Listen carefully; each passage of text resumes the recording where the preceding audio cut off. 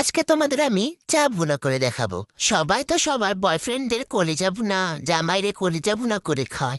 আর আজকে আমি আমার জামাইরে চা ভুনা করে খাওয়াবো। চলো চলো রেসিপি দেখে যাক। প্রথমে একটা পাতিল নিবা, দিয়ে দিবা হচ্ছে আমার মতো চা পাতা আর চিনি। তারপরে পানি দিয়ে এভাবে ঘুটাবা ঘুটাবা ঘুটাবা যতক্ষণ পর্যন্ত না এই পানিটা শুকিয়ে যাচ্ছে। কারণ ভুনা বললে তো কথা, তাই না? বারবার এভাবে ঘুটাবা। আরে শালা ধুমা ওঠে কেন? আজকে যদি এই চা পাতা নষ্ট হয়েছে, আমায় জামাই আমারে আস্ত রাখবে না, একদম বাপের বাড়ি পাঠাই দিবে। যাক, তাড়াতাড়ি দুধটা ঢেলে দিলাম।